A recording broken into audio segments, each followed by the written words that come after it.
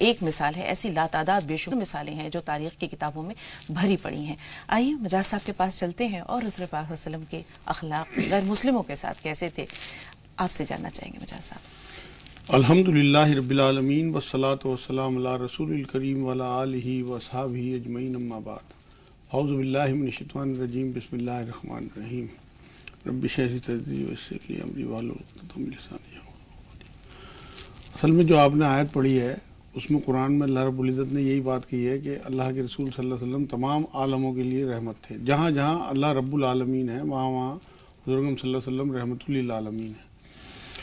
تو میں شروعات کرتا ہوں، سورہ ممتحنہ ہے قرآن میں، ایک 28ویں پارے میں شروع میں 60 نمبر سورت ہے، اس کی 8 نمبر آیت میں اللہ رب العزت نے یہ بات کہی ہے کہ جن لوگوں نے دین کے بارے میں تم سے لڑائی نہیں لڑی، جن غیر مسلموں نے، اور تمہیں جلا وطن نہیں کیا، ان کے ساتھ بھلا سلوک، احسان اور بھلے برتاؤ سے اللہ تمہیں نہیں روکتا۔ ہمارے ہاں جو معاشرے میں ہر حال میں مخالفت کی بات کی جاتی ہے، وہ لوگ اس آیت پہ دھیان دیں۔ حالانکہ اس سے اگلی آیت میں یہ بھی کہا ہے کہ اللہ تمہیں صرف ان کی محبت سے روکتا ہے جنہوں نے دین کے بارے میں لڑائیاں لڑیں، تمہیں گھروں سے اور وطن سے نکلوایا یا ان کی مدد کی۔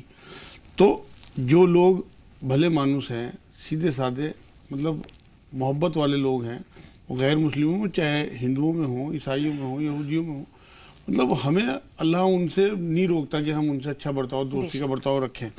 پتہ نہیں یہ معاملے کہاں سے اس کے ہر حال میں ہمیں مخالفت کرنی ہے۔ حضور صلی اللہ علیہ وسلم کا آنے کا مقصد ہی دین کا دعوت تھا۔ اگر ہم ہر حال میں مخالفتیں کریں گے تو ہم دعوت دے ہی نہیں سکتے۔ دیکھیے دعوت جو ہے دین کی، وہ فرض عین ہے۔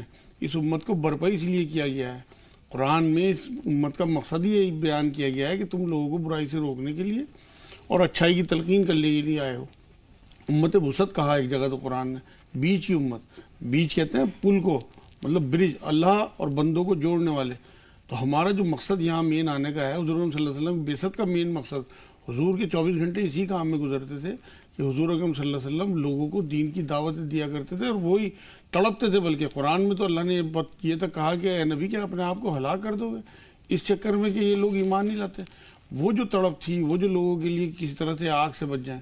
آپ یہ دیکھیں کہ آپ کو کوئی آگ میں ذرا سا کوئی کتے کا بچہ، بلی کا بچہ یا کوئی بھی اور چوہا تک اگر جلتا ہوا دکھے تو آپ کو اندر سے گلی سی ہوتی ہے۔ بالکل ہمارے سامنے ہزاروں کروڑوں لوگ جو ہیں وہ آگ کی طرف جا رہے ہیں، ہمیں پتہ ہے، ہمارے ایمان کا حصہ ہے یہ بات، لیکن ہمیں پھر بھی نیند آ جاتی ہے، ہمیں بے چینی نہیں ہوتی۔ یہ ہمارے ایمان کی کیفیت کو نہ کے برابر کرتی ہے یہ بات۔ آپ یہ دیکھیں، اس کا مطلب ہمیں یقین ہی نہیں ہے اس دوزخ پہ جس طرف لوگ جا رہے ہیں۔ تو وہاں اس نیت سے کہ ہمارے بھائی ہیں، آپ دیکھیں نا، اللہ رب العزت نے سورہ حجرات کی 13 نمبر آیت میں کہا کہ میں نے تمہیں ایک ماں باپ سے پیدا کیا، اس کے بعد قبیلوں میں بانٹ دیا۔ آپ یہ دیکھیں تو یہ تمام لوگ جتنے بھی ہیں، وہ چاہے ایمان والے ہوں چاہے غیر ایمان والے ہوں، سب ہمارے بہن بھائی ہیں، اور ہم اپنے بہن بھائیوں کو آگ کی طرف کس طرح جانے دیں؟ تو ہماری یہ تڑپ، ہماری یہ محبت، ہماری یہ لگن جو حضور اکرم صلی اللہ علیہ وسلم کی تھی کہ ٹارگٹ بنا بنا کے لوگوں کی ہدایت کے لیے دعائیں کرتے تھے، ان سے محبت کرتے تھے، احترام کرتے تھے، ان کا بہت احتیاط کے ساتھ ان کے ساتھ سلوک کرتے تھے۔ آپ یہ دیکھیں تحفوں کا لین دین ہو، آنا جانا ہو، ملنا جلنا ہو، مکس اپ رہتے تھے، تبھی تو دعوت دی جا سکتی ہے۔ ایسی بہت ساری مثالیں مجاز صاحب۔ رسول پاک صلی اللہ علیہ وسلم کہیں تشریف لے جا رہے تھے، ایک بوڑھی عورت کو دیکھا، بھاری سا گٹھر تھا، اس نے اٹھا رکھا تھا۔ جی رسول پاک صلی اللہ علیہ وسلم نے فرمایا کہ اماں کہاں جا رہی ہیں؟ بولے کہ کیا بتاؤں، ایک ایسا شخص ہے یہاں جس کی باتوں میں اتنا اثر ہے کہ جو سنتا ہے وہ اس کا ہو جاتا ہے، گرویدہ ہو جاتا ہے۔ اب مجھے لگتا ہے کہ میرا رہنا یہاں دوبھر ہے، میں اپنا علاقہ چھوڑ کر کہیں اور جانا چاہ رہی ہوں۔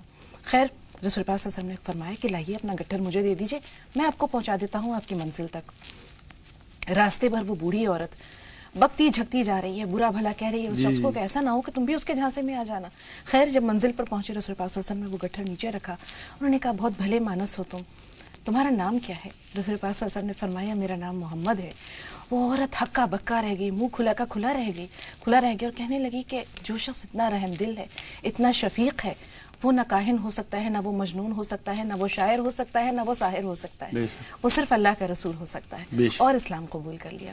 جی ایسے تو بہت سارے واقعات حضور اکرم صلی اللہ علیہ وسلم ایک گلی سے گزرتے تھے، ایک بڑھیا روز ان کے اوپر کوڑا پھینکتی تھی، غیر مسلم بڑھیا۔ آپ یہ دیکھیں استقامت کا حال حضور کا، کم سے کم راستہ ہی بدل لیتے، راستہ تک نہیں بدلا۔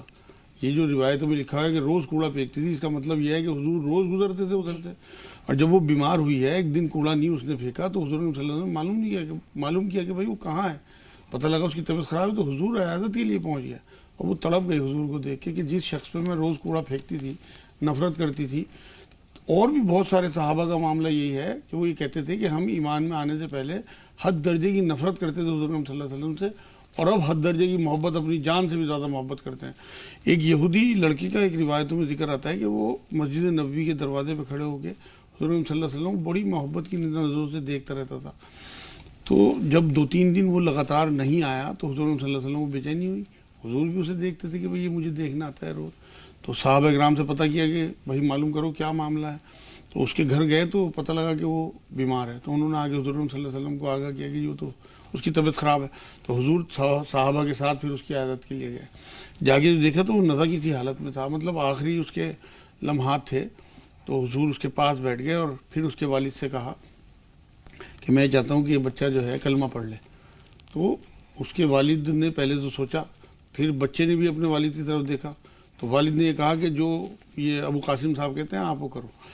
تو حضور صلی اللہ علیہ وسلم نے اسے بچے کو کلمہ پڑھوایا. دیکھیے صرف حضور سے محبت کی وجہ سے انہیں دیکھتا تھا، اور حضور کو اس سے محبت ہو گئی تھی. روایتوں میں بات لکھی ہوئی ہے کہ حضور صلی اللہ علیہ وسلم نے اسے کلمہ پڑھوایا، فوراً اس کی ڈیتھ ہو گئی. اس کے بعد حضور نے اس کی جنازے کی نماز پڑھوائی. نماز پڑھ کے جب پلٹے ہیں حضور تو پنجوں کے بل چل رہے تھے. صحابہ کرام کو بڑا تعجب ہوا، اللہ حضور یہ کیا بات. تو حضور صلی اللہ علیہ وسلم نے کہا کہ اس بچے کی جنازے میں اتنے فرشتے آسمان سے آئے ہیں کہ پیر رکھنے کی جگہ نہیں ہے، اتنی بھی جگہ نہیں ہے میں پورا پیر رکھ سکوں. تو یہ اس بچے کی محبت کی کیفیت تھی جو حضور صلی اللہ علیہ وسلم کو وہاں تک لے گئی، پھر کلمہ پڑھوایا. اور بہت سارے واقعات فتح ایسے مکہ کی ملتے ہیں. مثال ہے مجاز صاحب. ہم دیکھتے ہیں کہ وہ تمام مشرکین مکہ جو کہ برس سے رسول پاک صلی اللہ علیہ وسلم کے جانی دشمن تھے، آپ کے خون کے پیاسے تھے، آپ کو اپنا وطن چھوڑنے پر مجبور کیا. اور جب رسول پاک صلی اللہ علیہ وسلم ایک فاتح کی حیثیت سے اس شہر میں داخل ہوتے ہیں اور وہ سب ہاتھ باندھے کھڑے ہیں کہ دیکھیں کیا فیصلہ صادر ہوتا ہے. اور رسول پاک صلی اللہ علیہ وسلم نے پوچھا کہ بتاؤ آج میں تمہارے ساتھ کیا معاملہ کروں. ایک شخص نے جواب دیا کہ آپ کریم ہیں اور کریم کے بیٹے ہیں. تو رسول پاک صلی اللہ علیہ وسلم نے فرمایا وہی جواب دیتا ہوں جو یوسف علیہ السلام نے اپنے بھائیوں سے کہا تھا، لا تثریب علیکم اليوم. حالانکہ اس ٹائم صحابہ اکرام کا حال یہ تھا کہ وہ یہ گھستے ہوئے مکے میں یہ بات کہہ رہے تھے کہ آج فتح کا دن ہے، آج بدلے کا دن ہے. حضور نے انہیں خاموش کیا کہ نہیں، آج رحمت کا دن ہے، آج معافی کا دن ہے. تو رحمت للعالمین ایسے ہی تھوڑی کہہ دیا قرآن میں اللہ نے. آپ یہ دیکھیں کہ ایک جو حضور کی وصال کے بعد ابوبکر صدیق صاحب یہ پوچھنے لگے ایک دن حضرت عائشہ سے کہ عائشہ کیا میں تمام سنتوں پہ حضور کی عمل کر رہا ہوں، کوئی تجھے اندازہ ہے اس بات کا؟ تو حضرت عائشہ رضی اللہ تعالیٰ عنہ نے یہ بات کہی. حالانکہ روایت کچھ ضعیف سی لگتی ہے لیکن ہے یہ، میں اس لیے سنا رہا ہوں کہ لوگوں کو پتہ لگے غیر مسلموں کے ساتھ کیسا رویہ تھا حضور کا. تو عائشہ رضی اللہ تعالیٰ عنہ نے یہ بات کہی کہ ابا حضور ویسے تو آپ ساری سنتوں پہ عمل کرتے ہیں لیکن حضور مجھ سے کبھی کبھی حلوہ بنوا کے اس سائیڈ پہ جاتے تھے. تو وہ انہوں نے پھر وہی سنت تھا کہ ان سے حلوہ بنوایا اور اس سائیڈ نکلے. جا کے آگے دیکھا تو ایک کھنڈر نما بہت پرانی سی کوئی بلڈنگ تھی، وہاں اندر گھسے کہ یہیں آتے ہوں گے حضور. تو وہاں ایک بڈھا پڑا ہوا کرا رہا تھا بہت ضعیف اور بہت بری حالت میں. اب یہ وہاں بیٹھے اور جا کے جو ہے سمجھ گئے کہ حضور انہیں حلوہ کھلانے آتے ہوں گے. اب انہوں نے جب ان کے منہ میں حلوہ دیا ہے تو وہ تڑپ گئے، کہنے لگے محمد نہیں رہے کیا؟ حضرت ابوبکر صدیق نے کہا کہ آپ تو نابینا ہیں، آپ کو تو دکھائی نہیں دیتا، آپ کو کیسے پتہ لگا کہ میں محمد نہیں ہوں؟ کہ محمد کو پتہ تھا کہ میری جبڑے نہیں ہیں، میرے دانت نہیں ہیں. وہ حلوہ پہلے جو تھوڑا سا کیڑا ہوتا تھا اسے منہ میں رکھ کے ملائم کر کے پھر میرے منہ میں دیتے تھے. اور وہ روایتوں میں بات لکھی ہے کہ وہ بزرگ جو ہیں وہ غیر مسلم تھے. اب حضور صلی اللہ علیہ وسلم کی شفقت کا حال دیکھیے آپ کہ کہاں حلوہ بنوا کے لے کے جا رہے ہیں، منہ سے اسے ملائم کر کے پھر منہ میں. تو وہ لازمی بات ہے، ان چیزوں کا تو اثر ایسا ہوتا تھا کہ لوگ جو ہیں وہ جو آپ واقعہ سنا رہے ہیں. آج کے ماحول کی طرف آتے ہیں مجاز صاحب. ہم دیکھتے ہیں کہ ہم مشترکہ تہذیب و ثقافت میں جیتے ہیں، ہمارے ساتھ ماشاءاللہ ہر طرح کے اور ہر مذہب کے ماننے والے لوگ ہیں. تو اسلام کا جو پیغام ہے، درس انسانیت ہے، وہ کس طرح ان لوگوں تک پہنچے، کس طرح ان کے ساتھ رویہ ہو. جس طرح ہم ملتے ہیں، محبت سے ایک دوسرے کو دیکھتے ہیں، سلام کرنے کا یا ایک دوسرے سے ملنے کے وقت ہماری زبان پہ کیا کلمات ہونے چاہیے، کس طرح ان کا خیر. سلام دیجیے. حضور نے دیکھو اصل میں ہمیں حدیثوں پہ نظر رکھنی چاہیے. حضور صلی اللہ علیہ وسلم نے یہ بات کہی ہے کہ لوگوں سلام کو عام کرو اور بھوکوں کو کھانا کھلاؤ، تم آسانی سے جنت میں چلے جاؤ گے. یہ نہیں کہا انہوں نے کہ غیر مسلم یا مسلمان، کہیں تفریق نہیں کی. ایک بار فرمایا کہ تم مومن ہو ہی نہیں سکتا وہ شخص جس کے شر سے اس کا پڑوسی جو ہے وہ محفوظ نہ ہو. یہ نہیں فرمایا کہ مسلمان پڑوسی. ایک بار قرآن کی آیت ہے سورہ مائدہ میں 32 نمبر آیت آپ پڑھیں کہ وہاں اللہ رب العزت نے بات کہی کہ جس نے ایک انسان کو قتل کر دیا ناحق تو اس نے پوری انسانیت کو قتل کیا، اور جس نے ایک کی جان بچا لی اس نے پوری انسانیت کو بچایا۔ تو وہاں بھی غیر مسلم یا مسلم کا کوئی فرق نہیں، اگر معصوم کسی غیر مسلم کو، ہندو کو، یہودی کو، کسی کو بھی آپ مارتے ہیں تو آپ پوری انسانیت کے قاتل گنے جائیں گے اللہ کے ہاں۔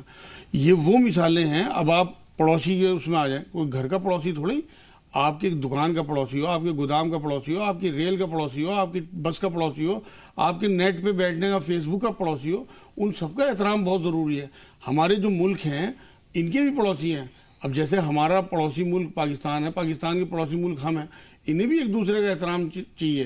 حضور صلی اللہ علیہ وسلم کی ان حدیثوں کے حساب سے یہ لازم آتی ہے بات کہ ہمیں ایک دوسرے کے پڑوسیوں کا احترام کرنا ہے۔ رسول پاک صلی اللہ علیہ وسلم نے بھی جب سفارتی تعلقات استوار کیے تو تحفے تحائف بھیجا کرتے تھے، جیسے حبشہ کا جو حکمراں تھا نجاشی، اس کے ساتھ بہت اچھا سلوک ہوا تھا، ان کے ساتھ تحفے تحائف یا جو سفارتی تعلقات تھے کم از کم وہ بہت اچھے احترام والے تھے۔ ہم دیکھتے ہیں کہ آج ہمارے یہاں جو اکثر سوالات آتے ہیں کہ ہم ان کے ہاں کھانا کھا سکتے ہیں یا وہ ہمیں کھانا بھجوا سکتے ہیں تو کیا وہ ہم کھا سکتے ہیں، بہت سارے اس طرح کے سوالات ہوتے ہیں، دلوں میں سوالات لوگوں کے اٹھتے ہیں، اس بارے میں کیا حکم؟ میں بالکل کلیئر کر دیتا ہوں۔ دیکھیے آپ نے بہت سنا ہوگا کہ حضور صلی اللہ علیہ وسلم کو ایک یہودیہ نے گوشت میں زہر دے دیا تھا، اس نے دعوت ہی تو کی تھی حضور کی، اور حضور اس کی دعوت میں گئے تھے۔ وہ چاہے اس نے دشمنی کیا ہے، اس کا مطلب حضور ان کی دعوتوں میں جاتے بھی تھے اور کھاتے بھی تھے، تو بالکل کوئی قباحت نہیں ہے۔ اگر صاف ستھرے لوگ ہیں، جو دین بتاتا ہے، جس طرح سے آپ کو جن چیزوں سے روکا گیا ہے، مان لو جھٹکے کا گوشت ہے آپ نہ کھاؤ، کوئی حرام چیز ہے آپ نہ کھاؤ، لیکن جو حلال چیزیں ہیں، طیب چیزیں ہیں، اگر آپ ان سے دوری بنا کے رکھیں گے پھر آپ دین کی دعوت کیسے دے پائیں گے؟ پھر دلوں میں دوری دلوں میں دوری، محبتیں ختم ہو جائے گی۔ دوسری بات یہ ہے، دوسرا آپ تحفوں کی بات کر رہے ہیں، حضور تحفوں کے لین دین کی ترغیب دلائے گئے ہیں، کہیں مسلم غیر مسلم کا فرق نہیں کیا۔ اب جو آپ کہہ رہے ہیں کہ اس معاشرے میں ہم کس طرح بات پہنچائیں، یہ صرف اور صرف خدمت اور محبت کے جذبے سے ہو سکتا ہے کہ آپ ان کی خیر خواہی میں اس طرح سے ان کے ساتھ سلوک کریں۔ میں جو سینٹر چلاتا ہوں نا، روحانی مرکز، وہاں سینکڑوں کی تعداد میں میرے پاس غیر مسلم آتے ہیں، اور آپ یقین کرو میرے ساتھ اس طرح رویہ ہے ان کا جیسے اپنے باپ اور بھائی کے ساتھ، عورتیں ہوں یا مرد ہوں۔ میرے سے سینکڑوں لوگ ہیں اس ہندوستان کے خاندان، سینکڑوں، کہ جو میرے سے پوچھے نہ سفر کرتے ہیں، نہ میرے سے پوچھے کوئی چیز خریدتے ہیں، نہ بچوں کا رشتہ کرتے ہیں۔ لوگوں نے میرے سے ملنے کے بعد الحمدللہ شرک چھوڑ دیا۔ یہاں ایک سوال ہے مجاز صاحب کہ دلوں میں یہ جگہ آپ نے کیسے بنائی؟ یقینی طور پر خدمت خلق کا جذبہ کار فرما رہا ہوگا۔ بالکل لازمی، میں نے اپنے رسول کی زندگی پڑھی نا صلی اللہ علیہ وسلم، ان کا جذبہ دیکھا، لوگوں کے لیے ان کی تڑپ دیکھی، ٹارگٹ بنا بنا کے دعا کرتے تھے۔ ہم تو اس سنت پہ عمل ہی نہیں کرتے۔ آپ یہ دیکھیں، اپنی زندگی اٹھا کے دیکھ لیں، ہم نے کتنی بار کسی غیر مسلم کے لیے، اپنے دوست یا اپنے پڑوسی یا اپنے جاننے والے کے لیے دعا کیا۔ آپ یہ دیکھیں کہ جتنے بھی ہمارے سراؤنڈنگ میں غیر مسلم ہیں نا، ان کا حساب کتاب ہم سے ہوگا، ان کے بارے میں پوچھا جائے گا کہ آپ نے دعوت دی نہیں دی، ہم سے پورے ہندوستان کا نہیں پوچھا جائے گا۔ تو اس لیے لازمی ہے کہ آپ ان تک اللہ کا دین پہنچائیں، اللہ کا دین حق ہے۔ قرآن میں اللہ نے یہ بات کہی ہے کہ حکمت کے ساتھ احسن طریقے سے، احسن طریقہ کہتے ہیں جو سامنے والے کو اچھا لگے، اپنے آپ کو اچھا نہیں، اس طرح سے لوگوں کو دین پہنچاؤ۔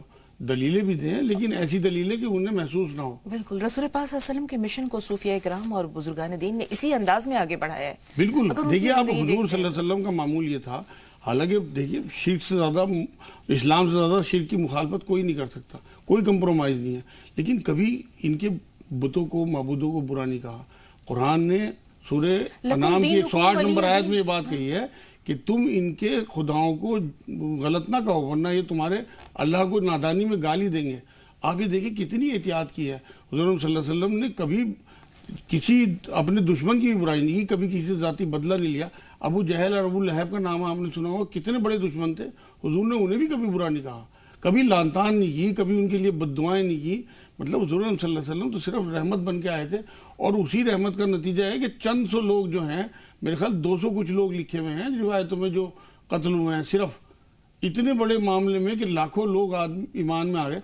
یہ آپ معین الدین چشتی صاحب کا نام سنتے ہوں گے، انہوں نے خدمت ہی کی ہے لوگوں کی، ایک دن میں 1 لاکھ آدمی ان کے ہاتھ پہ ایمان میں آیا ہے، اور وہ صرف اور صرف خدمت اور محبت کا جذبہ، اپنا کوئی مطلب کسی قسم کی کوئی خود غرضی نہ ہو، یہ نہ ہو کہ ہماری تعداد بڑھ جائے، صرف ان کے لیے خیر خواہی کہ کسی طرح سے آگ سے بچ جائیں، ہمارے بہن بھائی ہیں۔ مطلب وہ جو جذبہ آپ کا ہوگا وہ ان کے دلوں تک پہنچے، دل کی بات دل تک پہنچتی ہے۔ اگر آپ ڈرامے باز ہیں تو آپ کی بات نہیں پہنچے گی، کچھ دن پہنچے گی پھر ختم ہو جائے گی۔ آپ یقین کریں میرے مرکز میں آپ لوگ آ کے دیکھیں کبھی بھی، میں چاہتا ہوں کہ ایسے مرکز کھلیں، لوگ وہاں سے امپریشن لیں اور اس طرح کے مرکز جگہ جگہ کھولیں، لوگوں کی خدمت کریں، محبت کریں. ایسا ہو نہیں سکتا کہ ان کے لیے اثر نہ ہو ان کے اوپر. بالکل بالکل مجاز صاحب، اور واقعی شاعر نے کیا خوب کہا ہے کہ یہی ہے عبادت، یہی دین و ایمان کہ کام آئے دنیا میں انسان کے انسان. تو انسانیت کی جو پہلی منزل ہے اس کی معراج جو ہے وہ اللہ کی محبت کے ساتھ بندوں کی محبت ہے، اور پھر یہی محبت آگے بڑھتی ہے اور لوگ حلقہ بگوش اسلام ہوتے ہیں، یا کم از کم دین حق کی صداقت اور حقانیت کو پہچاننے یا سمجھنے کے لائق ہوتے ہیں. سنت بھی یہی ہے سنت بھی میڈم. آپ یہ دیکھیں آخری خطبے میں حضور اکرم صلی اللہ علیہ وسلم نے ایک جملہ کہا ہے کہ جو یہاں موجود ہیں لوگ وہ غیر موجود لوگوں تک پہنچا دیں. غیر موجود کون تھے؟ غیر مسلم. ان لوگوں تک بات پہنچانا ہمارے اوپر فرض ہے. میں تو لوگوں سے کہتا ہوں کہ بھائی اگر تمہاری صلاحیت نہیں ہے بولنے کی، بات کرنے کی، تمہیں ڈر لگتا ہے بات کرتے تو کم سے کم ان کی زبان میں قرآن تو انہیں دے دو. الحمدللہ میں ہزاروں کی تعداد میں لوگوں کو قرآن دے چکا. چومتے ہیں پہلی بار میں قرآن دیتا ہوں اور چوم کے اسے لیتے ہیں. حضور صلی اللہ علیہ وسلم نے جتنے بھی خط لکھے ہیں سب میں بسم اللہ شریف سے شروع کیا اور تمام اس میں قرآن کی آیتیں بھی لکھتے تھے. تو اس لیے یہ بات بھی ثابت ہو گئی کہ